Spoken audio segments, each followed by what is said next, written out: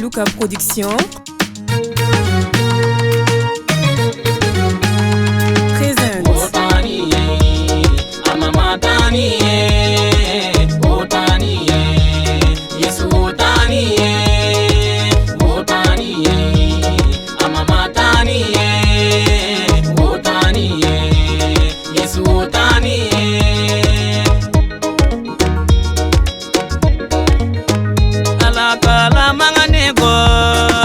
Wotaniye amamine manganego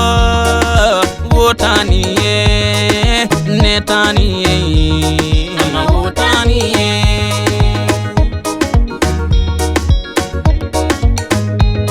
ama mwe obonego wotaniye bojujamu obonego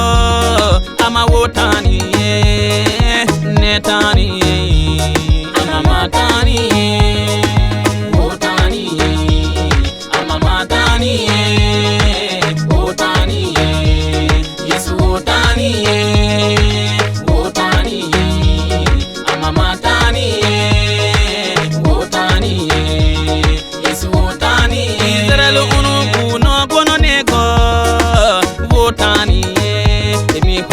Bojonego wotani ama ime gotani ama wotani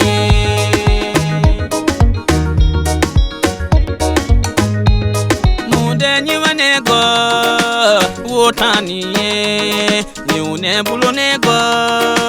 wotani Yesu ama aini tani wotani ama matani wotani Yesu wotani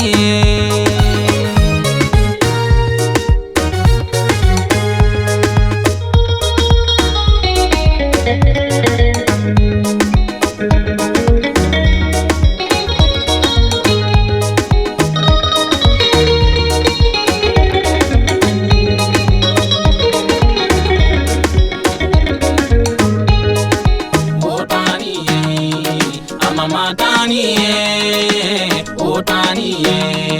Yesu wotaniye, wotaniye,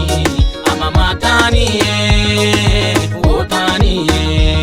Yesu wotaniye. Anadipele nu monosige, ama jamumui obabe, juma wo bajamabe, kaima wo kilabe, taniye.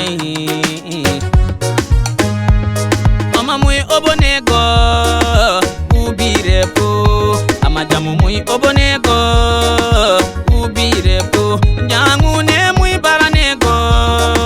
ubirepo mire mui obonego ubirepo ani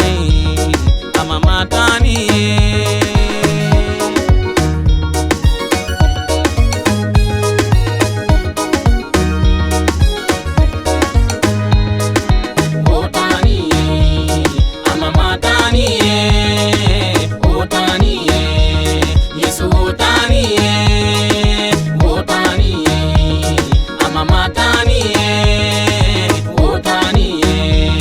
Yesu wotaniye